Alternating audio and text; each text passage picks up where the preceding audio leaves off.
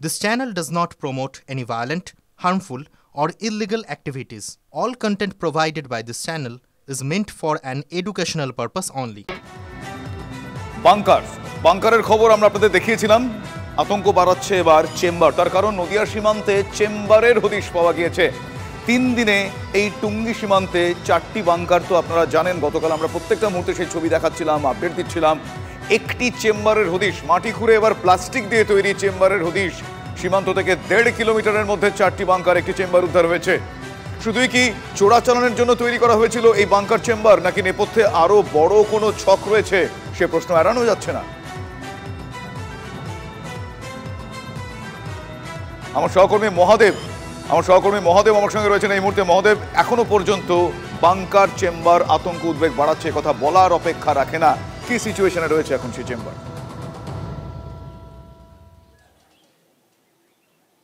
একদমই, তোমাকে দেখাবো একটার পর একটা দৃশ্য। তার কারণ হচ্ছে, তুমি তো জানো বা আমাদের দর্শকরা সবাই জানে যে এই ঘরটির তলায় বাংকার ছিল। এখান থেকে প্রচুর পরিমাণে ফেন্সিডিল উদ্ধার হয়েছে এবং এরকমই বেশ কয়েকটি বাংকার, অর্থাৎ 4টি বাংকারে যেমন সন্ধান মিলেছে, তেমনই আরেকটি দেখো প্লাস্টিক দিয়ে তৈরি করা, অর্থাৎ জলের যে ট্যাঙ্ক, সেই ট্যাঙ্ক দিয়ে তৈরি করা, মাটি খনন করে মাটিতে পুঁতে রাখা এবং পুঁতে রাখা এই ট্যাঙ্কের মধ্যেও কিন্তু এমন ধরনের কাজ চলতে বলতে এনসিবি যারা এসেছিলেন তারা কিন্তু আজকে যখন বিএসএফের কর্মীরা আসেন তারা এসে প্রথম বার করেন এবং এখান থেকেই কিন্তু দেখা যাচ্ছে যে দেখো উপরে কিন্তু খেজুরের পাতা দেওয়া রয়েছে, খেজুরের ডাল, অর্থাৎ খেজুর গাছের যে ডাল, সেই ডাল দিয়ে এইভাবে ঢাকা দেওয়া ছিল যাতে বিএসএফ বা সাধারণভাবে মানুষ এসে কখনো বুঝতে না পারে যে এর মধ্যে এই ধরনের নিষিদ্ধ কারবারের সাথে যুক্ত। একদম সেই ছবি আমি দেখছি, তুমি যেরকম বর্ণনা দিচ্ছ।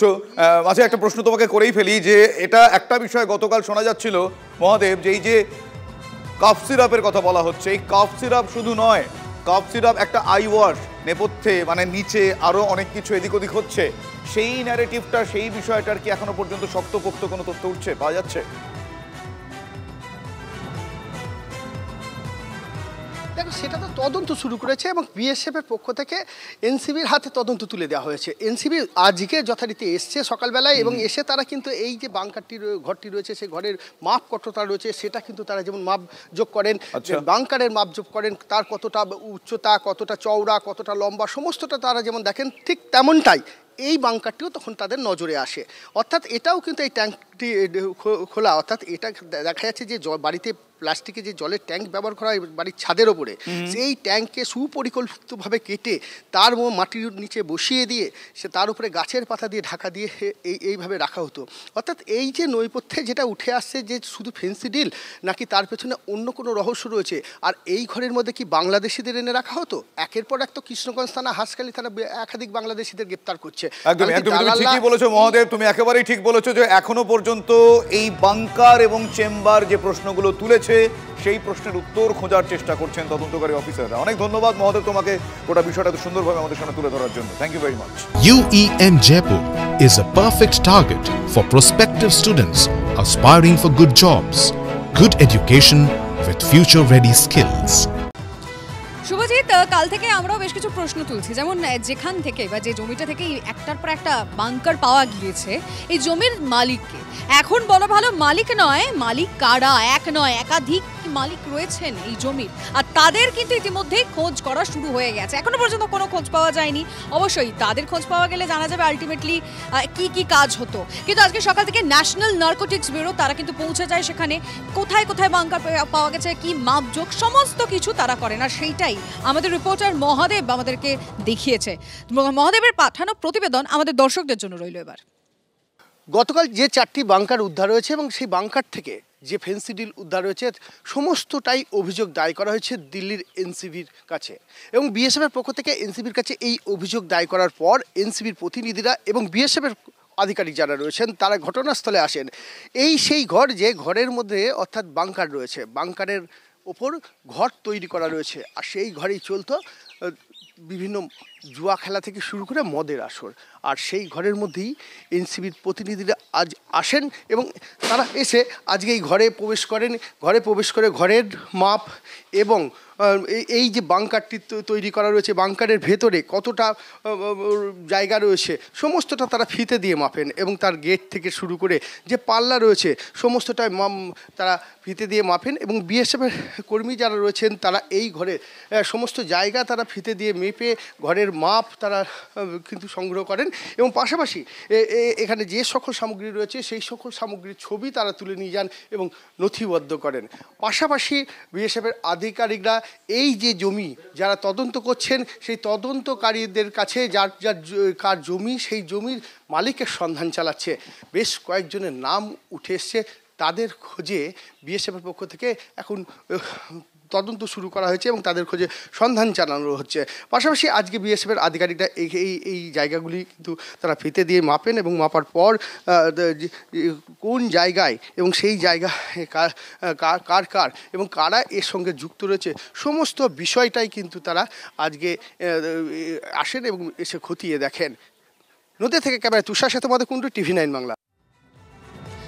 আমাদের রিপোর্টার মহাদেবের প্রতিবেদন আমরা দেখলাম, কিন্তু বিএসএফ এর তরফ থেকে কি বলা হচ্ছে সেটা শুনবো এবার। अभी निश्चित तौर पे हम लोग नहीं बता सकते, ये इस जांच का विषय है। हम लोग प्रयास कर रहे हैं कि कब बना, किसने बनाया, कैसे बनाया।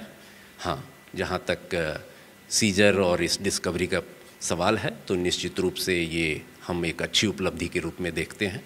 62,200 फैंसी ड्रिल जो हम लोगों ने पकड़ा है, सीज किया है, ये एक अच्छी कामयाबी है। ये बिल्कुल सीमा रेखा या तारबंदी है उसके आसपास का इलाका नहीं है, ये तकरीबन 1.5-2 किलोमीटर दूर है वहाँ से और घनी आबादी के बीच में है। नई चीज़ ध्यान में प्रकाश में आई है, निश्चित रूप से हम इसका संज्ञान लेंगे और अपनी कार्यप्रणाली को और जो रोकथाम के हमारे प्रयास लगातार जारी रहते हैं उसमें हम इस बात का संज्ञान लेंगे।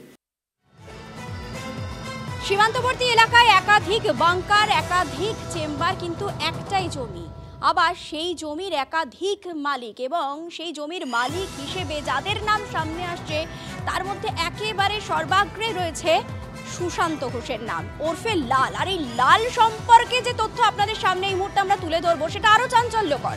7 বছর আগে নিষিদ্ধ মাদক পাচারের অভিযোগে তাকে গ্রেফতার করা হয়েছিল, তাকে এই মুহূর্তে খুঁজছে বিএসএফ। এবং শুধু তাই নয়, গত বছরও নিষিদ্ধ কাপ সিরাপ বিক্রির অভিযোগে তাকে গ্রেফতার করা হয়। অর্থাৎ বুঝে দেখুন, এই লাল ওরফে সুশান্ত ঘোষের বিরুদ্ধে একাধিক অভিযোগ, ইতিমধ্যে গ্রেফতারও হয়েছে, আর তার জমি থেকেই এবার উদ্ধার হলো বাংকার চেম্বার। এই হচ্ছে মাঝদিয়া সড়ক, আর এই সড়কের পাশেই যে বাংকার পাওয়া গেছে সেই বাংকারের ঘটনায় একাধিক ব্যক্তির নাম উঠছে। আমরা গিয়েছিলাম যে সকল ব্যক্তির নাম প্রকাশ্যে আসছে তাদের বাড়িতে। অভিযুক্তরা পরিবার বলছেন যে শুধুমাত্র এই ঘটনার সাথে তারা যে যুক্ত তা নয়, তার সঙ্গে রয়েছে হয়তো আরও অনেকে। সেই ঘটনায় তার সন্তান যুক্ত না থাকলেও একাধিক ব্যক্তির কথা তিনি কিন্তু বলছেন যে এই ঘটনার সাথে যুক্ত হতে পারে। জমি তাদের হলেও কে বা কারা রাতের বেলায় করে গেছে তা তারা জানেন না। মানুষ বললে ওই যেমন বলছে জমিটা লাল ঘোষের, কিন্তু লাল ঘোষের তো জমি না, রেকর্ড দেখলেই পাওয়া যাবে। পরিবারের সম্পত্তি আমার ওই যে শরিকদার, সব মাঠটা তো সব আমাদেরই, তাহলে এই মাঠটা আমাদের 3টে শরিক, আর আমরা আবার ভাই ভাই হয়েছি এখন প্রায় 10টা শরিক হয়ে 8টা শরিক। অজয় ঘোষ অক্ষয়ের ছেলে, আমাদের ওই তো বলছি যে শরিকদার সব। তাই তিনি এই কাজের সাথে এখন আর যুক্ত নেই, অর্থাৎ তিনি আগে ফেন্সি ডিলের কারবারের সাথে যুক্ত থাকলেও বর্তমানে তিনি ফেন্সি ডিলের সাথে যুক্ত নেই, এমনটাই দাবি তার পরিবারের। নদিয়া থেকে ক্যামেরায় তুষার সাথে মহাদেব কুণ্ডু, TV9 বাংলা। খুব স্বাভাবিকভাবেই এইভাবে যদি প্রজাতন্ত্র দিবসের প্রাককালে কিংবা যে কোনো সময় এই ধরনের বাংকার কিংবা চেম্বারের হদিশ পাওয়া যায়, তা যে জাতীয় নিরাপত্তার ক্ষেত্রে একটা বড় থ্রেট তা বলাই যায়। প্রতিরক্ষা বিশেষজ্ঞরা এই নিয়ে কি বলছেন, কি আলোকপাত করছেন আপনাদের শোনায়। যারা ইন্ডিয়াতে এসে অপারেট করছে এরা টিকতে পারবে না যদি এদের লোকাল পলিটিক্যাল সাপোর্ট না থাকে, মানে নো চান্সেস অফ সার্ভাইভাল। তো ওদের tie up with local ruling political party এর সাথে খুব শক্ত আছে, ভালো একটা কানেকশন আছে। ওদের ব্যবহার করে এখানে ওরা এইসব ইনফ্রাস্ট্রাকচার তৈরি করেছে, স্মাগলিং এর জন্য কিংবা স্টোরেজের জন্য কিংবা আপনি বলুন ওই স্লিপিং সেলসদের আশ্রয় দেবার জন্য। এখন ইন্ডিয়া আস্তে আস্তে একটু শক্ত হয়ে যাচ্ছে আর এরা ইনভেস্টিগেশন করতে আরম্ভ করছে, যার জন্য এটা আমরা ধরতে পেরেছি। এই ধরনের যে বাংকার বর্ডারের কাছে পাওয়া গেছে, আর এই বাংকারের মধ্যে যে তৈরি করা হয়েছে লোহা, স্টিল, ইলেকট্রিসিটি ওখানে আছে, ফ্যান আছে, এবং এতটাই ওখানে কাজ হয়েছে, এটা 1-2 দিনের কাজ না, অনেক মাস বোধহয় লেগেছে এটাকে তৈরি করার জন্য। এখানে অনেক গাফিলতি আছে, তার জন্য অনেকরাই দায়ী হতে পারে। প্রথম আমি বিএসএফকেও কাঠগড়ায় ধরবো। নেক্সট হচ্ছে আমাদের রাজ্যের পুলিশ কি করছিল, রাজ্যের ইন্টেলিজেন্স কোথায় ছিল। দেখো চয়নিকা এবং শুভজিৎ, এটা তো দেশের নিরাপত্তা নিয়ে প্রশ্ন উঠছে, কিন্তু শুধুমাত্র তো দেশ নয়, রাজ্যের নিরাপত্তার দিকটাও তো দেখতে হবে। অবশ্যই এক্সপার্টরা তাদের মতামত জানিয়েছেন, কিন্তু এই রাজ্যের নিরাপত্তার বিষয়টা যতবার সামনে এসেছে বিরোধীরা কিন্তু চুপ করে থাকেনি, বিশেষ করে বিজেপির তরফ থেকে। কি বলছেন তারা শুনবো। এটার জন্য সম্পূর্ণ দোষ পুলিশের। আর যেভাবে রাজ্য সরকারের নেতারা সমস্ত কিছুতে জুড়েছে, তো ফেন্সিডিল পাচারেও তারা জুড়েছে। আর শুধু ফেন্সিডিল পাচার নয়, ওখানে লোককে সন্ধেবেলা এনে রেখে দেবে, তারপরে আবার তারা বেরিয়ে চলে যাবে। এইভাবে অনুপ্রবেশকে যে সহায়তা করার যে টিম, সেই টিমের মধ্যেও শাসক দলের পূর্ণ মদত আছে, এবং সেখান থেকেই তারা আধার কার্ড, ভোটার কার্ড তৈরি, মানে জাল, মানে জন্মের প্রশংসাপত্র, সব কিছু তারা তৈরি করে দিচ্ছে। আকাশ বাতাস পাতালও এখন হয়ে গেল প্রদূষিত, সেখানেও চুরি হচ্ছে, সেখানেও ফেন্সিডিল লুকিয়ে রাখা হচ্ছে, সিরাপ লুকিয়ে রাখা হচ্ছে প্রকাশ্যে মাটি খুঁড়ে। তো আমি জানি না এটা কত দূর যাবে। এখানে দুর্নীতি, অনৈতিক কাজ পশ্চিমবাংলার মাটিকেও এরা অপবিত্র করে দিচ্ছে।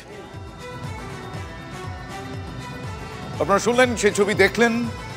উত্তেজনা এবং উস্কানি কিন্তু অব্যাহত রয়েছে।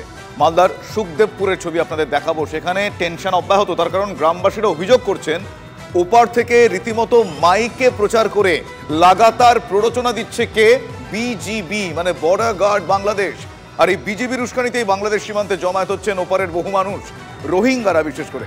জমায়েতকারীদের হাতে অস্ত্র রয়েছে। কাঁটাতারহীন যে এলাকা, সেই এলাকা দিয়ে তারা ভারতে ঢুকে ফসল লুট করে পালিয়ে যাচ্ছে। হ্যাঁ, পালিয়ে যাচ্ছে কারা? বাংলাদেশি দুষ্কৃতীরা। বাংলাদেশের দিক থেকে দেওয়া হচ্ছে ভারত বিরোধী স্লোগান, জাতীয় পতাকা নিয়ে পাল্টা গ্রামবাসীরাও প্রতিরোধ করছেন। ভারত মাতার নামে তারাও জয়ধ্বনি তুলছেন প্রতিরোধ করার জন্য। উত্তেজনার আবহে সীমান্তের কাছে শুভেন্দু অধিকারীর তিরঙ্গা যাত্রা, সেক্ষেত্রেও জানি রাখি এই মুহূর্তে আমার সহকর্মী শুভতোষ রয়েছেন আমার সঙ্গে। শুভতোষ, বারবার এই উস্কানির ছবি, প্রতিরোধ করতে দেখা যাচ্ছে গ্রামবাসীদেরকে, তারা প্রতিরোধ করছেন, গ্রামবাসীদের সেই ছবি, তারা জয়ধ্বনি তুলছেন।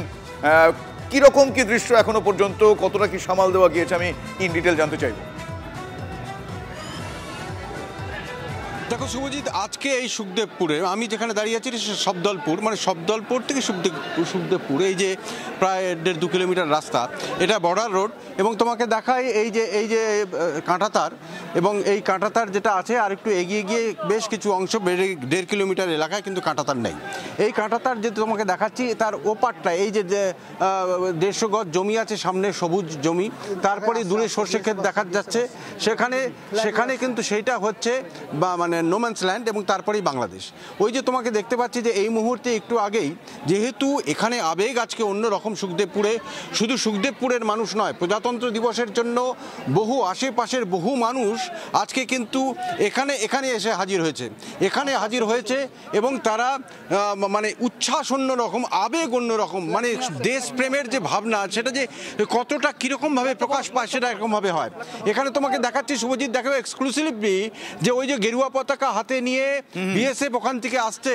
একটু আগে বিডিআর এর তরফ থেকে নীল পতাকা তুলে তাদেরকে জানানো হয়েছিল যে এপারে কেন এত লোকজন, কারণ বরাবর এরা এই মানুষরা অভ্যস্ত এভাবে যে ওই যে জঙ্গলটা দেখা যাচ্ছে ওখানে গিয়ে বিকেলের পর থেকে নিয়মিতভাবে জমায়েত হয়।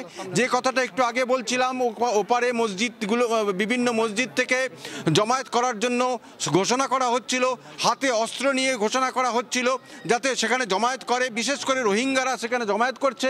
এরপরে কিন্তু উত্তেজনা ক্রমশ বাড়তে থাকছে। ওই জন্যই একটু আগে বিজিবিকে ওখানে যেহেতু ঘুরতে দেখা যায়, তারপরে বিএসএফ এই তাদের কাছে কিন্তু এই গেরুয়া পতাকা নিয়ে তাদের সঙ্গে যায় এবং এই মুহূর্তে তারা কিন্তু মিটিং করলেন, তাৎক্ষণিক একটা মিটিং, যাতে কোনো রকমভাবে কোনো সমস্যা যাতে না তৈরি হয়। একটু আগে সেখানে বিজিবিকে দেখা গেছিল, এই জঙ্গলে বাংলাদেশি কিছু মানুষ এসে হাজির হয়েছিলেন এবং কোনো রকম অঘটন যাতে না ঘটে সে কারণেই কিন্তু বিএসএফ এই তোমাকে দেখাচ্ছি ওখান থেকে ওরা এই হেঁটে আসছে এদিকেই। একটু আগেই তারা বিজিবির সাথে ওই জঙ্গল ভরা যে জায়গাটা বাংলাদেশের খুব কাছে, মানে ওটা নোম্যান্স ল্যান্ড, ওখানে কিন্তু সেই ছবি আমরা দেখছি, এক্সক্লুসিভ সেই ছবি এই মুহূর্তে টিভি9 বাংলার পর্দায় দেখা যাচ্ছে। তুমি যেরকমটা আমাদের দেখালে, আমি আরো একবার সেই ছবি দেখাচ্ছি দর্শকদের। আপাতত তোমায় ধন্যবাদ জানাই সুব্রতোষ, আমার সহকর্মী সুব্রতোষ আমাদের সঙ্গে ছিলেন। এই মুহূর্তের ছবি আপনারা দেখছেন। কিন্তু আজ সকালে, আজ আপনারা জানেন আজ সাধারণতন্ত্র দিবস, সেখানে যখন এই পরিস্থিতি মানে উস্কানি আসছিল ওপার থেকে, এপারের মানুষজন আজ বিশেষ দিনে জাতীয় পতাকা হাতে নিয়ে তারা প্রতিরোধ গড়ে তুলেছেন। তাই আরও একবার বলছি যে এদেশের মানুষজনই কাফি, তারা দেখিয়ে দিয়েছেন প্রতিরোধ তারা করতে জানেন। দেখুন সেই ছবি। আমি দাঁড়িয়ে আছি সুখদেবপুরের এমন একটা জায়গায় যেখানে দেখা যাচ্ছে এই যে কালভার্ট, এবং এই কালভার্ট থেকেই এই সামনেই কাঁটাতারের ওপারে রয়েছে আমাদের ভারতীয়দের জমি, গমের, সেখানে গম চাষ হয়। এবং তারপরে ওই যে দূরে দেখা যাচ্ছে কলা গাছ, সেই কলা গাছের অংশ থেকে ওই পাটটা সম্পূর্ণভাবেই বাংলাদেশ। পুরো এই প্রান্তটা কিন্তু সবটাই খোলা, এবং ওইখান থেকেই বাংলাদেশি দুষ্কৃতীরা নিয়মিতভাবে চলে আসছে এবং এখানে যে গম চাষ হচ্ছে সেই জমি লণ্ডভণ্ড করে দিচ্ছে, ফসল লুট করছে। শুধু তাই নয়, সেখানে জমিতে যে জল দেওয়ার যে মেশিন, সেই মেশিনও তুলে নিয়ে চলে যাচ্ছে। একই সাথে বিভিন্ন সময় এই পথ ধরে কিন্তু বহু চোরাচালান পাচার হয়। কিন্তু বিগত কিছুদিন ধরে যে সমস্যাটা চূড়ান্ত হয়ে দাঁড়িয়েছে তা শুধু সামান্য চোরাচালান নয়, তার পাশাপাশি রয়েছে অন্য রকম বিষয়, যেটা অভিযোগ উঠছে যে ওপার থেকে বহু জেহাদি, বিভিন্ন উগ্র মৌলবাদী সংগঠনের সদস্যরা তারা কিন্তু এসে ঢুকে পড়ছে। যেহেতু এই সুখদেবপুরের একটা প্রায় 1.5 কিলোমিটার অংশে সেখানে কোনো কাঁটাতার নেই, এবং তাছাড়া এই যে এই কালভার্ট সহ বিভিন্ন যে এলাকাগুলো, এই মুহূর্তে সুখদেবপুরের মানুষের আবেগ চূড়ান্ত। আজকে প্রজাতন্ত্র দিবস, এই দিবসে তুমি দেখো যে মানুষের জাতীয় পতাকা হাতে নিয়ে তোমাকে দেখাচ্ছি কিরকম ভাবে তারা স্লোগান দিচ্ছেন। শুধু তাই নয়, এই এমন একটা জায়গা এটা, যেটা তোমাকে বলি যে এর পেছনেই রয়েছে সেই কাঁটাতারবিহীন জায়গা। তোমাকে দেখাই, এই কাঁটাতারবিহীন জায়গা রয়েছে পেছনেই, তার ওপারেই বাংলাদেশ, এবং এখানে 1.5 কিলোমিটার এলাকা ফাঁকা। এখানে ওরা সকলে মিলে হাতে হাতে জাতীয় পতাকা। এখানে জঙ্গি অনুপ্রবেশ করাচ্ছে, মৌলবাদী সরকার অনুপ্রবেশ করাচ্ছে, এখানকার জমির সম্পত্তি লুট হচ্ছে, এবং এখানে অনেক অন্যায় করছে বাংলাদেশ বর্ডারে। কি করছে, কি এখানে তার ভাড়া করার জন্য আমাদের আগে থেকে রুলস আছে। এই তার ভাড়া হচ্ছে এবং হবে। এই তার ভাড়া করতে যে আমাদের এই যে মাটি খনন করতে যে অ্যাঙ্গেল বসাতে যে আমাদেরকে বাংলাদেশের বাসিন্দারা আমাদেরকে হামলা করেছে। হামলা করার পর আমরা যখন সবাই মিলে এখানে গেছি, তারা কি রোহিঙ্গা? হ্যাঁ, তারা রোহিঙ্গা, তারা বাংলাদেশ বালি। আপনাদের দেখাচ্ছিলাম সেই ছবি, সীমান্তের ছবি। আজ বিশেষ দিনে সেখানকার ছবি কিরকম ভাবে পরিবর্তিত হয়েছে সেটাও দেখাচ্ছেন। আরো বেশ কিছু গুরুত্বপূর্ণ খবর নিয়ে ফিরবো, তবে আপাতত আমার দুই সহকর্মী লিমা এবং চয়নিকাকে ধন্যবাদ জানাই। বাঁকুড়ার সারেঙ্গা এলাকায় নতুন করে আবারও বাঘের আতঙ্ক জানা যাচ্ছে। সারেঙ্গা পড়াশোল এলাকায় বাঘের পায়ের ছাপ দেখতে পাওয়া গিয়েছে। এর আগে বাঘের পায়ের ছাপ দেখা যায় বাঁকুড়ার বাগডুবি এবং কাঁকড়াঝোড় জঙ্গল এলাকায়। আপনারা জানেন বাঘ এবার সারেঙ্গা বা লালগড়ের দিকে এগিয়ে যাচ্ছে বলে অনুমান করছেন বন দপ্তরের কর্মীরা। স্থানীয় জঙ্গলগুলিতে কড়া নজরদারি রাখা হয়েছে বন দপ্তরের তরফ থেকে। পাগমার্ক, সেই বাঘের পায়ের ছাপ আপনাদের দেখাচ্ছে এই মুহূর্তে এলাকায় খুব স্বাভাবিকভাবে আতঙ্ক রয়েছে। আমরা সকাল 7টার সময় দেখেছি, মানে যারা আমাদের গ্রামের মানুষ মানে সকালে ভোরের দিকে দিয়ে এসেছিল, তো তারা সকালে দেখেছে সাপটা। কি মনে হচ্ছে পায়ের ছাপগুলো? সাপটা দেখে তো মনে হচ্ছে এটা বাঘের ছাপ, মানে বড়ই দেখা যাচ্ছে এবং এটা বড় বাঘ মনে হচ্ছে, ঠিক আছে, ছোট বাঘ না, এটা বড় বাঘই মনে হচ্ছে। কিছু একটা জন্তু থাবা দেখা যাচ্ছে, এখনো পর্যন্ত সেটা চিহ্নিত করতে পারা যায়নি, তবে ফরেস্ট ডিপার্টমেন্ট এসছে, থানার থেকেও এসছে আধিকারিকরা, তারা যাচাই করছে যে এটা কিসের থাবা। সম্ভবত সবাই বলছে যে বাঘের থাবা, এটা হয়ে বাঘ জঙ্গলের রাস্তা হয়ে গেছে, তো এখনো পর্যন্ত চিহ্নিত করতে পারা যাচ্ছে না যে এটা কিসের থাবা।